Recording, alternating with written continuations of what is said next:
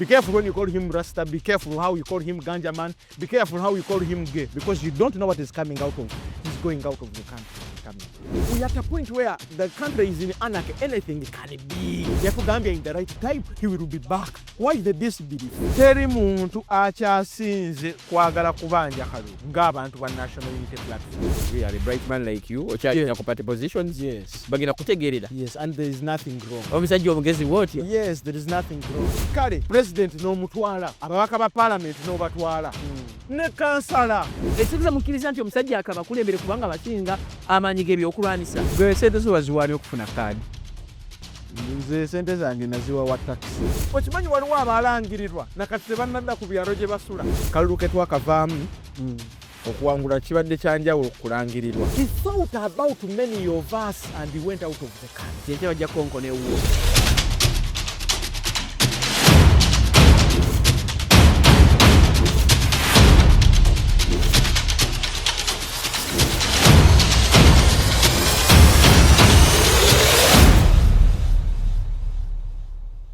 Tubamusira kwenda jimusiro kwanga mtulaba direct shot online show tugoye umale okusasula nsonga ezigenda maaso mu ggwanga. Nze John Bosco Situ mbaawa ne Muganda Cypher netugeza okubanga tukwasaganya emirimu gino akola mu kutima atema ebifaananyi ku kamera waake eyo ne editing nosobola okulaba ekifaananyi nga kitambula bulungi. Bingi nnyo ebigenda maaso mu ggwanga naye oba oliawo tusinzira ne tugeza kubanga tusensula ensonga ezigenda maaso ne tugeza kubanga tukuwa ne tukuleetera abalina obuvunaanyizibwa okuzoogerako ne basiga ekifaananyi ekinene. This time round tufunye twasimba okumufuna nga candidate aspiring kakati is a member of parliament elect representing Mukono South, Honorable Maseruka, one of the youngest in parliament. Sebo tusanyusa okulaba. Kale sebo mukama wange. Nzaani abuuza ku mubaka. Nange nesimye sebo kubuusaako. Nzaani abuuza ku mubaka. You know, si byangu luli wali olota bulosi. This time round lamusha kwa Uganda batulaba sebo. Bannayuganda abatulaba ate era n'abatuwuliriza tuli basanyufu nnyo okubeera n'olunaku olwaleero ku direct shot. Yes.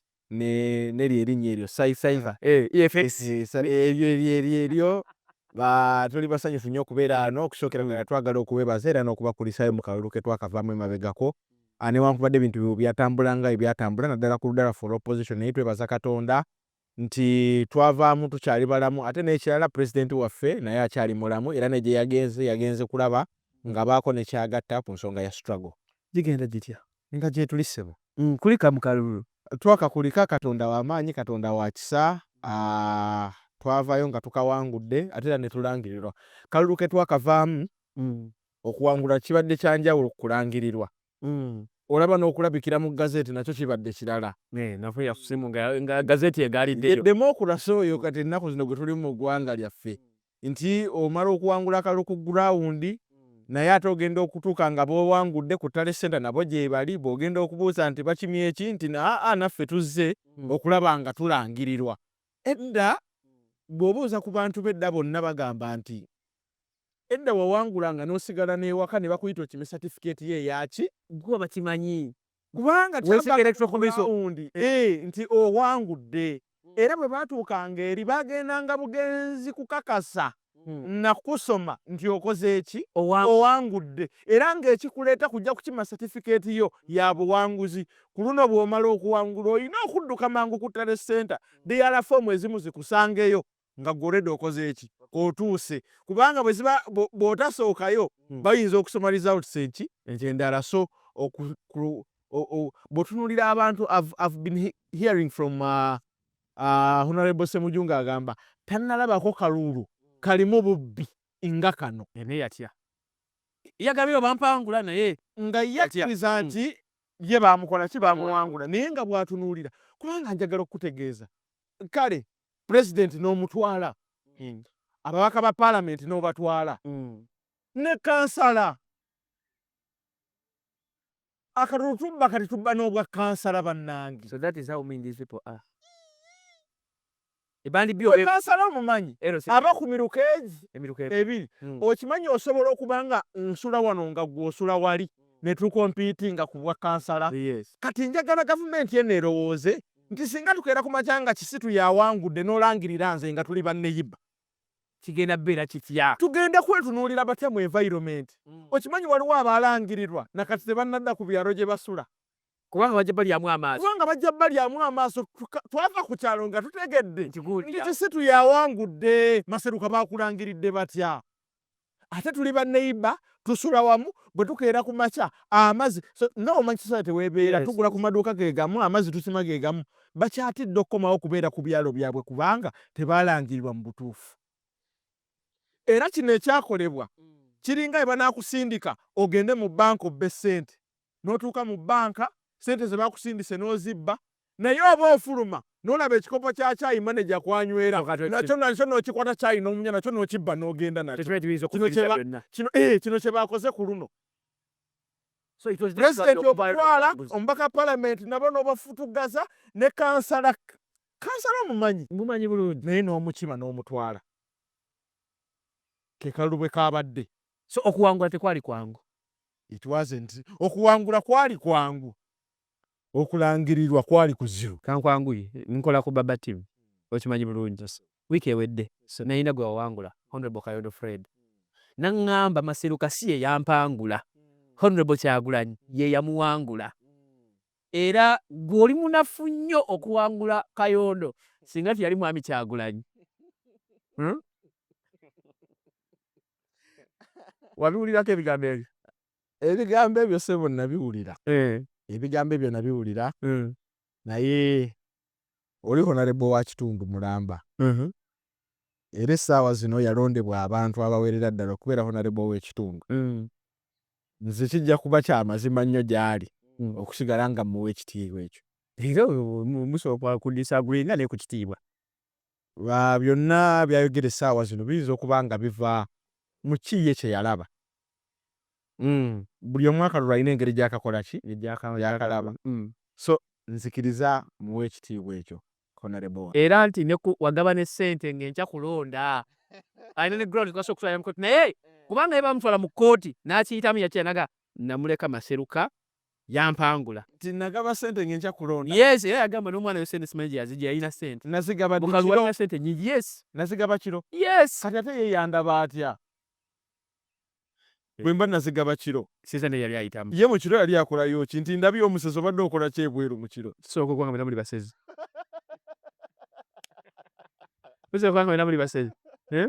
So aye ensonga eyo but akalulu kaffe twakanoonya mu mazima ne tukanoonya nga tetulina gwe tuvumye tetulina gwe tuwemudde tetulina gwe tuwulidde kuwulira bubi Katonda n'abeera wa kisa. Kuba twayagala okuggyayo message nti osobola okuwangula ewatali kuvuma balala. Mwami Kyagulanyi natuuka n'okujja mu constituency emirundi ena namanye eddakiika 3 ng'ali ku musajja. Njagala tuddeyo noonyeza kiriipu eyo nga Kyagulanyi afulumya erinnya lye. Noonyezaayo kiriipu emu nga Kyagulanyi afulumya erinnya lye. Ng'ayogera Kayondo Fred. Eryo erinnya nga bw'olyogedde lyonna n'olimalayo ggwe. Noonyezaayo kiriipu ya Kyagulanyi ng'alyogera. Nabadde nsoma ne mu comment section ng'alibaga ati yogera teyamwogerako. Noonyezaayo kiriipu ng'amwogerako mu constituency. Kubanga ne we yali ayogera yabuuza bubuuza abantu be baayogera erinnya ly'oli. Kubanga waliwo ebigambo ebyayogerwa. Kati ye bwe yajja nagamba mpulira waliwo yayogera kino na kino yaani abantu be baayogera erinnya teyamensoningako kuki ku linnya lye. Ate n'okukyogera n'abantu bwe baali baliddamu tekyaweza yadde eddakiika kiriipu gye ziri zonna. Ekyokubiri oli yali ayogera ku bigambo ono bye yakola ki bye yayogera. Waliwo wrong information gye yali afulumiza before. Era singa yali teyagyogera ono yali azze campaigningira candidate we Maseruka Robert. Mwami Kyagulanyi yakulinamu interest nnyo okubanga n'atuuka okujja mu constituency emirundi ena. Yakwagala nnyo. How different are you? I think it is incumbent of a candidate of presidency okubeera ne interest mu bakandidate be at MP level. That is what we call extra interest. What do you call extra interest? Emirundi ena. Emirundi ena gitya. Pulezidenti waffe aba ayagala nnyo bw'aba agenda okuyita mu constituency eyo otambule naye. Ekikulu nnyo. Kikulu nnyo. Emulundi gwe yasooka okujja e Mukono twasooka kira mukulu musisi n'alinnya emmotoka. Bwe bafuluma kira Honorable Nambooze n'alyoka agikola ki? Ayagala bw'aba ayita mu constituency waggulu. obeereko asigale ng'alaga abantu nti ono ye wange. Ono ye kibiina kyaffe gwe kyakoze eki gwe kyalonze. Awo olabawo omusango. Ekyokubiri, Pulezidenti bw'aba agenze e Buyikwe bwadda n'enninnya naye emmotoka. Bw'aba agenze e Buvuma n'adda n'enninnya naye emmotoka. Obwo buba buzibu ki? So yali ayitanga bw'ayita mu constituencies ki? Endala. Era ne tusigala nga tuwuubira ku ki? Ku bantu. There is nothing wrong. That is what it means when we are in a multi-party democracy system. So tuzze mu Parliament wawangula youngest MP oli buli wamu abantu nga balinga bakusuubiramu ebingi vis-a-vis n'ekifo ky'ogendamu eri ewajjudde politics omuyitirivu ennyo. How are you going to maneuver? Of course, the people that came before us that maneuvered. So what makes you think we won't? Just like they did, so we shall. We shall maneuver, we shall go through what it takes. I understand how hard it is to be there. But that is the position we requested for. Otherwise, if we knew we wouldn't manage, we wouldn't have requested for the position. So you will maneuver at whatever cost. Tujja biyitamu. Okutalo consult tujja kwebuusa ku bantu kubanga waliyo ababiyiseemu ne baako we babeera. So tuli beeteefuteefu okulaba nga tusika that same experience gye baayitamu bakitutere ku ttebo kubanga what we are going to do here, this is the 12th Parliament gye tugendamu. Waliyo abantu abazikoze eki ababaddeyo. So tutunuulira how they have been bamanaginze batya okubanga bakiyitamu bwe batyo. Waliwo abalowooza nti muleetinze abantu bammwe down nti babawa obululu ne mubasuubiza okukabanja ne mubasuubiza okukola ki tebamanyi wawe muli. So far kati mwe muli ku ki? What is okukabanja to you right now? Teri muntu akyasinze kwagala kubanja kalulu ng'abantu ba National Unity Platform. If we had all the guts okola kyonna ekyetaagisa buli kimu twandikikoze. Okubanja akalulu. Okubanja akalulu okulaba nga pulezidenti waffe akola ki? Alayira. Era buli kimu njagala okutegeeza teri ateeteeseteese kukola kisemberayo ddala. Naye ate naffe tetwagala kwakitinga ng'abali mu demokurasiya ow'ensi endala zonna. Abantu abali ebweru w'eggwanga bo nga basobola okwekalakaasa. Ne baddayo ewaabwe nga tebeeraliikiridde nawe we bagenda ssula. Naye nga beekalakaasiza kalulu ka pulezidenti waabwe His Excellency Robert Kyagulanyi Ssentamu. Kubanga okusinziira ku results n'abaalangiira ebyava mu kalulu tebamanyi wa results gye zaava. Beebweru nga basobola okwekalakaasa. Kati gwe toyinza kwebuuza ki ekiri ebweru ekitali wano? Tekikyotegeeza. Kubanga ebweru osobola okwekalakaasa poliisi ne bawa ne security ne mugenda ku nguudo ne mukola kyonna ekyetaagisa ne muddayo ewammwe. Otegedde bulungi nga temweraliikiridde nti oba ogenda na kuzuukuka otya. Can I ask you a question? The leader of opposition right now, Honorable Gerald Senyinyi, has all the powers and he can command. Kati gwe tonneebuuza lwaki tannaba? Munafu. Do you think a person of a leader of opposition munafu bunafu? Do you think Gerald Senyinyi bw'omutunulira nga bw'omutunulira? Gwe bw'osiriikirira bw'oti, do you think he's weak? So there are factors that are hindering him. There are factors beyond our nature, but also nga zirimu ne environment ya system mwe tuwakingira. System tibakkiriza alina okuwanika omukono. Yadde okuwanika omukono. Bw'owanika omukono tamakuza nga bw'okola bw'oti oba weekalakaasiza ogenda mukomera. I'm telling you this. Kati owulirayo ekirala kimu. Singa Honorable Gerald Senyinyi akeera ku makya n'akwata abaana n'abagamba tugende ku street tukole ki? Twekalakaase. Twekalakaase tetulina mayinja, tetulina mmundu, tetulina jambiya, tetulina kye tulina. Naye tuba tuwanise placards nti tuchallenginga ebyava mu ki? Mu kalulu. Oludda luno lugenda kudda na ki? Na tear gas na waliwo tear gas, waliwo embooko, waliwo samu byogere byonna bimaleyo. Tear gas, kibooko, mbooko, tanka, abamagye, ennyonyi mu bbanga, byonna byogere. Byonna bigenda kujja nga bakimi omuntu owa bulijjo alina placard mu ngalo. Singa bakubako abantu nga 10 amasasi ne bakola ki? Ne bafa. Omanye kigenda okudda mu constituency z'abaana. So what are you saying? Ekitegeza mukkiriza nti omusajja akabakulembere kubanga basinga amaanyi g'ebyokulwanisa. Ekyo toyinza kukiggyawo nti amidst all this intimidation, amidst omuntu bakwata ne bajja ne bakubonyabonya ne bamala ne bakwata gwe kennyini ne bakutwala ne bakusiba mu kkomera. So olaba president atuuka butuusi kiseera nga tebamuyinaako access. Ne bajja ne bakima gwe yaliko PA we ne bakutwala, ne batwala mukyala wo. Kati awaneekalakaasa. Kati ate awaneekalakaasa. Wala balowooza nti mwe mwafunye ebifo kati muli comfortable. Do you think it is comfort? Kubanga mwafunye ebifo, mwe mwafunye emulira, it's okay. Do you think it is comfort? It is not comfort. It is not. Abantu bali eyo basiriikiridde. Ate omuntu bw'asirika nga tolowooza nti ali eyo ali mu comfort kubanga mwanditulabye nga tuli eyo kakati tutandise okuorganizinga parties ati twawangudde tugenzeko ku beach. But embeera eri mu ggwanga ng'ogyeko kuba even psychological osiriikirira bw'oti n'owuliranga. Era kati ebimu ku bye tusigazza, okusookera ddala tusigazza Katonda. Ekyokubiri tulina n'essuubi. Naye n'essuubi lye tulina bulijjo era essuubi si teriri false, isn't it false? Essuubi teruli false, singa lyali false singa tetuliiwo.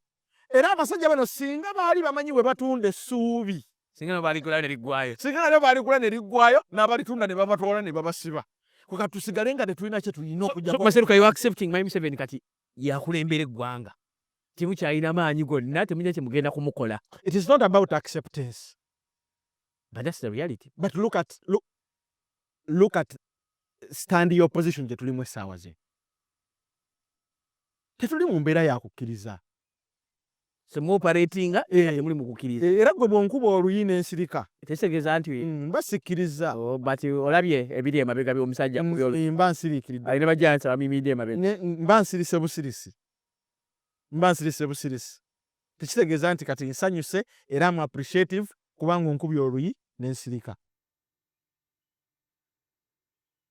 Okitegedde bulungi mukama wange. So direction mwe tulinga party oba oliawo it is the required tactic for us to survive. Going silent. It could be the required tactic for us to survive. So going silent. Omusajja bwe it is part of kabanja of staying alive.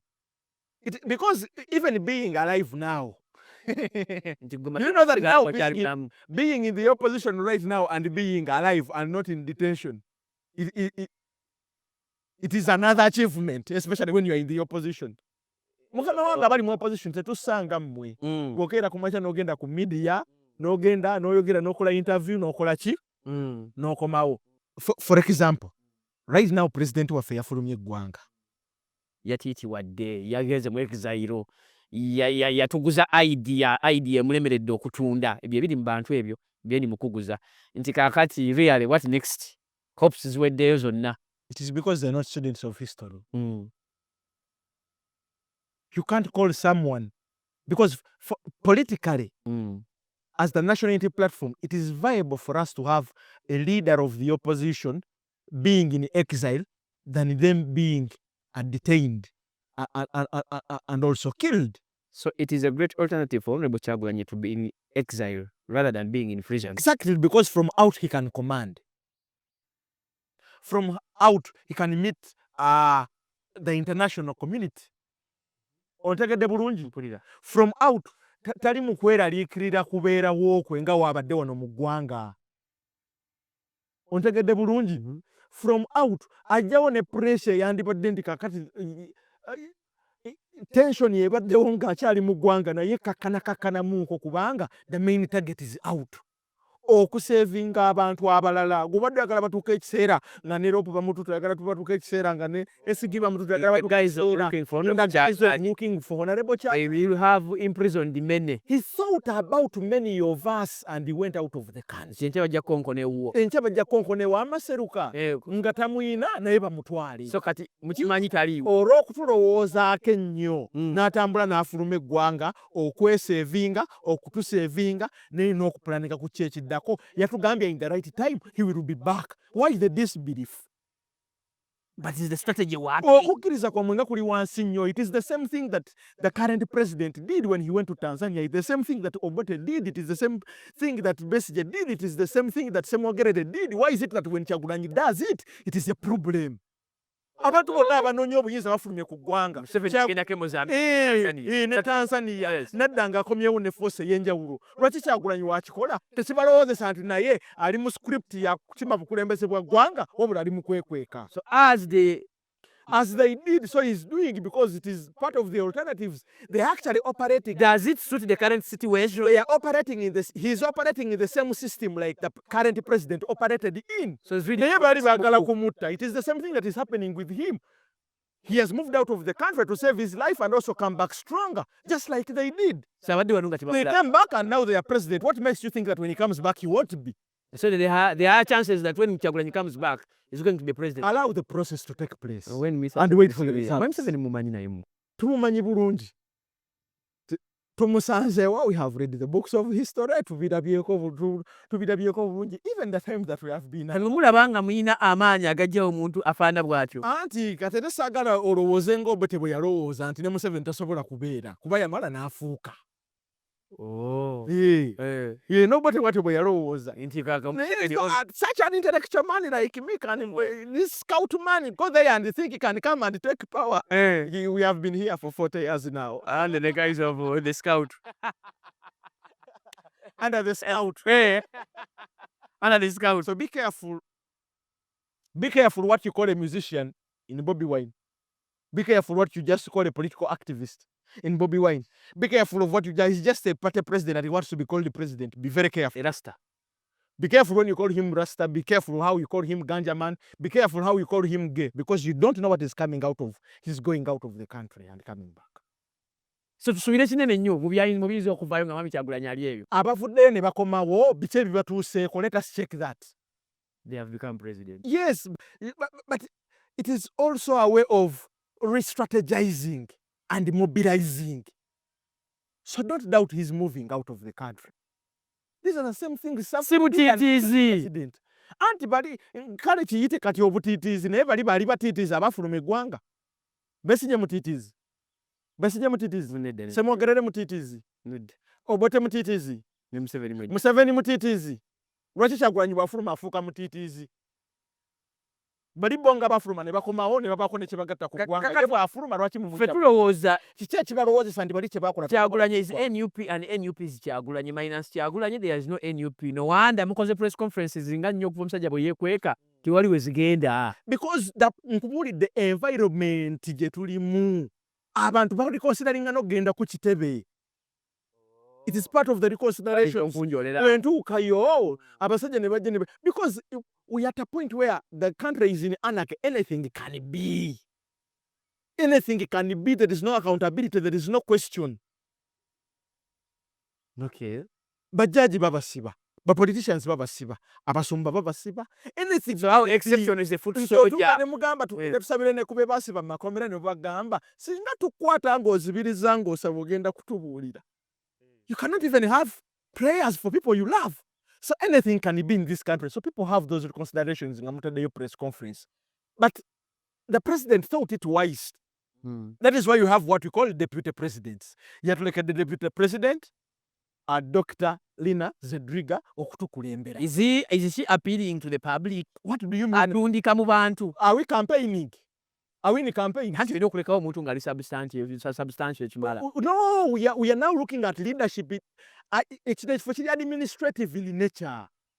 Ekifo kiri tetwetaaga popular person. Ani agenda okusigala ng'akumaakuma abantu abasigadde wansi? Do you doubt Honorable Zedriga?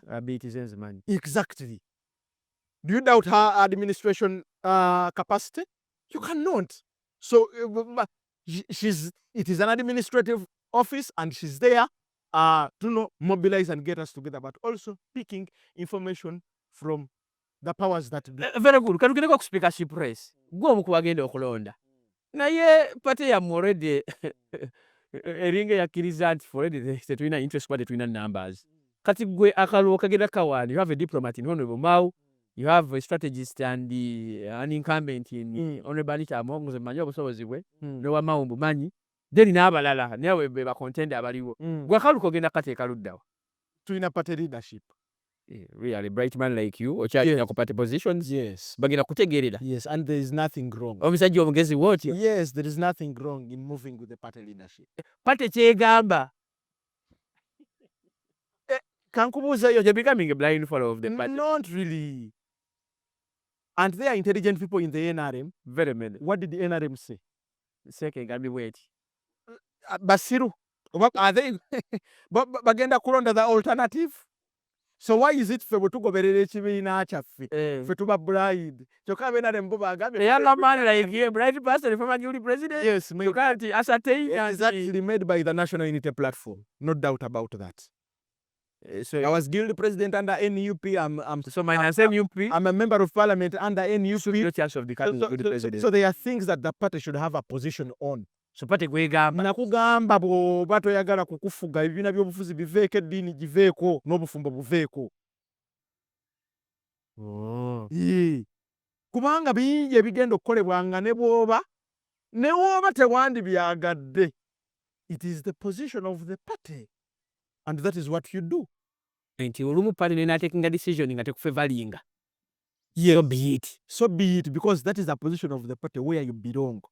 Belonging, you're not belonging to your ideas. You're not belonging to your preconceived knowledge. No, you're belonging to a party that has policies and systems and ideas. So when you allow to join the party, whereas you may have alternatives, but that is the position of the party. And it is my role as a member of the party to make sure that I do all the PR that it takes, such that my party remains at the best level. Whoever that the party will pick, yes, is that person. Even if I want the alternative, you'll go by what the party says. That is what the party has said. That is the position of the party. A humble cadre in you. Ye position ya party Ugambye twagala oyo. Chimala. Abawo. Wanga you member of the party. Party tugambye oyo. Party gwe tugambye. You want to challenge the position of the party? Why didn't you challenge it when you're getting the card? Kazi jao. Kadi gwe agigula sente mmeka. Kubera akayifi mu kugula kadi asajja. So ingini yakasoko yavuddeyo. N'akafuna abantu nga mu 5. Nga baga kisi tulakwandika pastor abaje gwe buzibu. Naye nga baga kisi nange nina gwe naziwa. Gwe sente zo waziwani okufuna kadi. Nze sente zange naziwa wa taxi. Wa taxi yakola atya?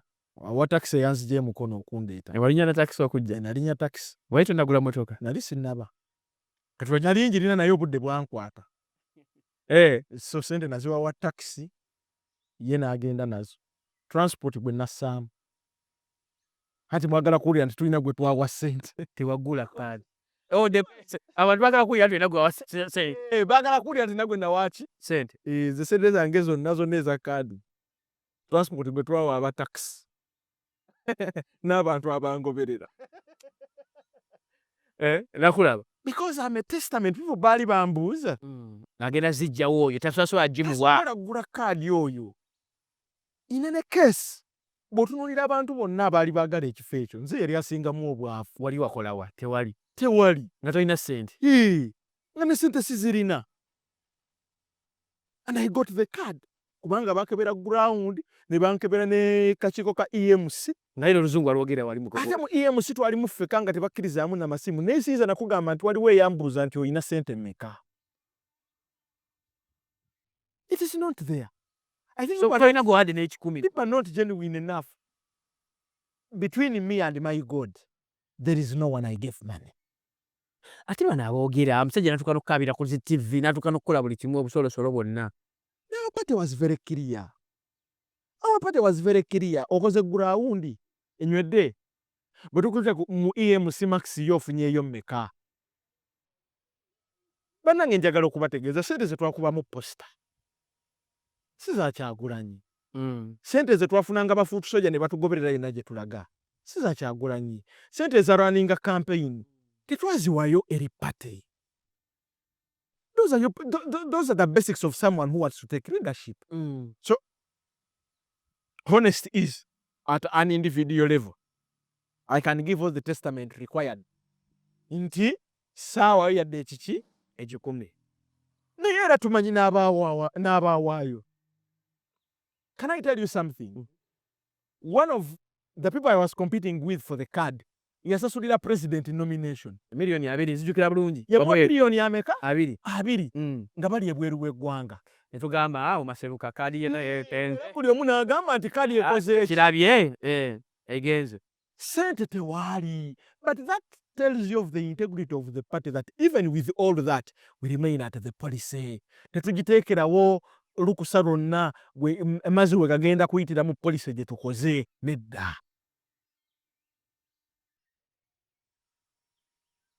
So abantu abagamba nti kaadi okusookera ddala bazibatunze oba bazibaguza tulina tandika n'abo kubanga we have zero tolerance to corruption. Gwani yagikuguza. Tubuulira ani yajoyira mwansisinkanawa era sente zaali mmeka era lwaki wali ogula kaadi in a party that has zero tolerance to corruption. What we are trying to do. Are you really a member of the party if you were actually trying to lobby for the card through giving out money? So we start to question your integrity of whether you're a member of the National Unity Platform. Because the party does not believe in corruption. So why would you start And riding a corrupt card. A corruption card. Yes. So negezaako okwetegereza campaign zo. Boda mpitirivu, bafuutu soldiers bayitirivu, rallies. Sente wazijja to manage all this. The problem is you think all that required money. Waliwo ebyobwereere picture zinywa amafuta abantu abo balya emmere banywa. President waba atambula abeera ne boda mmeka oba obaze? Mpitirivu. Aziwa sente mmeka? Simanyi. Aziwa amafuta ga mmeka? Simanyi. Emmotoka ezimubeerako zimanyi? Mpitirivu. Aziwa amafuta ga sente mmeka? Simanyi. Abantu baagala kibiina. Abantu baagala party. Abantu baagala enkyukakyuka. Abantu bakooye. Nze waliwo n'abantu abataasobolanga kutwegattako n'okuwa emitwalo 2. Musanga mulali n'agamba owaayi mwana wange affe tuli busy tuli mu byaffe twakola sente zaffe tuli mu bya business. Naye akuwaayo. N'akukwanga 2. Nagendako okuziika nga tuli mu nnaku n'empa speech omusajja n'asima speech gye mpadde kuziika n'ampa ssente kuziika. Ontegedde bulungi. So those things have been happening over and over again kubanga abantu bakooye. The country should realize and those who hold power that abantu people are tired. Okimanyi tutuuse ku extent kati abantu tebakyafaayo nti ajja na birowoozo ki baagala buzajja. Because n'abaddewo takoze nga bali basuubira. Kati ajja yenna abantu bali kwajja yenna. Abantu bakooye. People want to see something that can change after the 40 years. Tugeze no kati mwana mwegi anamwetanga mukyabiyita bya muzannyo. Naye mwe mulindirirwa mwe twalinda mwe ba Yesu abaali balina okununula abannansi. Tetuteekeddwa kufaanana Yesu bw'oyagala tufaanana, ekyo tekiriiyo. Kubanga ne Yesu Abayudaaya bennyini baamugaana. Abasajja baali bamanyi Yesu agenda kujja ng'ayina emmundu ng'ayina ki ng'azze kubanunula mikono gy'Abaroma abaali bababonyaabonyeza okumala ebbanga eddene. Ne baali mu Isirayiri nga bwe bagenda abasindikira Musa ng'ateekeddwa okwogera ne Falaawo nga Musa yise sitamara ng'ananaagira. Katonda mulabe edduka. Omanye okusindika omusajja ateekeddwa okubakiikirira eri omusajja babate mugende. Omusajja omukambwe maaso. Omusajja omukambwe Falaawo n'obwa Falaawo bwe n'amagye ge was the most powerful nga gwe musindisa ananaagira. Kati toyinza gaana ekyo kuba Katonda oyo gw'asindise. Ayinza okuba ananaagira naye mu message ya Katonda mu kunanaagira mwagenda oyisa message ye. So it doesn't need to suit.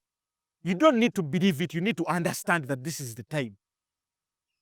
Musajja agamba nti tukubye engoma tuli mu ssabo tuyita emmandwa ekutte omwana omuto ate lwaki ekutte muto obadde oyagala mmandwa emmandwa ezze ekutte muto yoyo Regardless. emmandwa ngwesiimye Okay, lwaki ekutte muto? lwaki ate ngoddamu ate ekutte muto obadde oyita mmandwa obadde oyagala ogiragira mubiri ki gweyina okujjira emmandwa ezze.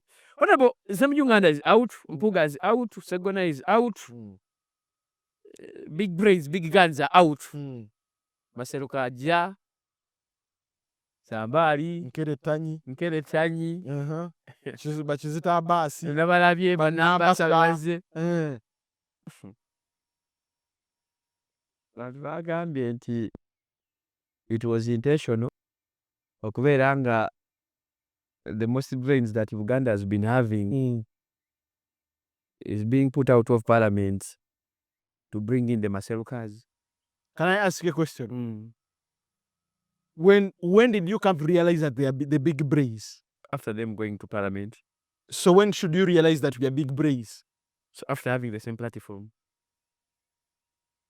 Singa mwali tembawadde mukisa kugenda mu parliament ne mbalaba ekisanja ekisooka ne mbawa n'ekyokubiri mwanditegedde mutya nti abasajja bagezi era balina obwonge era tusobola okubayimirirako singa abaaliko baalemerako ebbanga eryo lyonna. So abantu babaweeyo omukisa kyekisookerako ddala. N'okutulaba tebannatulaba bakaabira ki? Babalabanga abana from the start oba body size oba kiki oba tufaananye bwetyo bwe tufaananye oba esaati tezinyumya bwetyo bwe tufaananye era tugenda kukyetondera nti tuli bato tuli batini tuli bampi but give us the platform and see.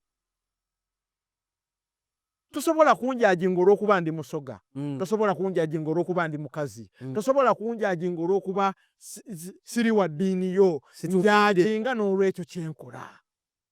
Simasukiramu omukisa. Tetuteekeddwa kutuukirira olw'okuba tuteekeddwa okwenkana sayizi y'abantu b'olowooza be bateekeddwa okubeera mu bifo ebyo. Oteekeddwa okutujajinga ku level nti this is how they perform. How do you know? Please. Give us the platforms to do our very best. Twagezaako wa Geoffrey Kushaya. Andyebuuzizza mukwano gwange nti lwaki bw'oba oyagala okuzaala onoonya mbeerera? Atazaalangako. Lwaki onoonya atazaalangako? Kyokka nga waliwo Nnaalongo ow'abaana 2 3 4 lwaki onoonya mbeerera? Oli gwakakasa nti azaala. Wandigenze n'oli gw'okakasizza nti n'okuzaala akola ki? Azaala. Lwaki onoonya mbeerera? Okay. Tunoonyeza bambeerera Maseruka. Embeerera mwazifunye.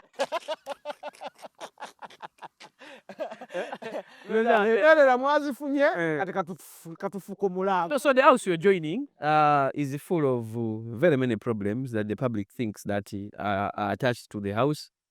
Corruption taking a center stage, leadership, n'ebisigadde simanyi ogenda biconfronting otya ebyo olw'ensonga nyojozze waliyoko ku buwumbi obutambuza n'ebigere miliyoni 10 zoba tokwatangako miliyoni 4 zi pocket change mu bantu abamu era abantu balowooza nti gwe n'obo bimanyi nnyo n'oba capacity mwoli obitegeera naye by virtue of reality nti olina sente z'otanaba kulaba olina environment gy'otanaba kuyingiramu ebigambo biyinza okukyukamu mu maaso awo.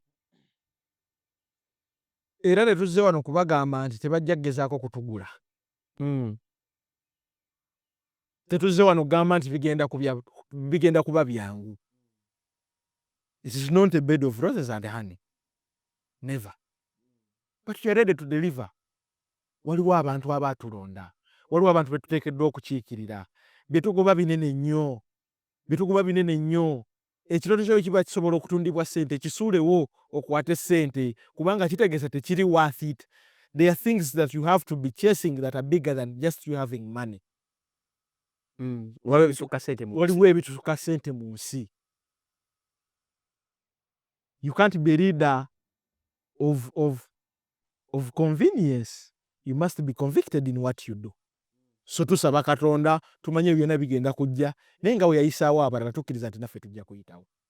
Rules of procedures galetandise okuziyisaamuko Essaawa yonna. Rules of procedure zikyukira mu makooma.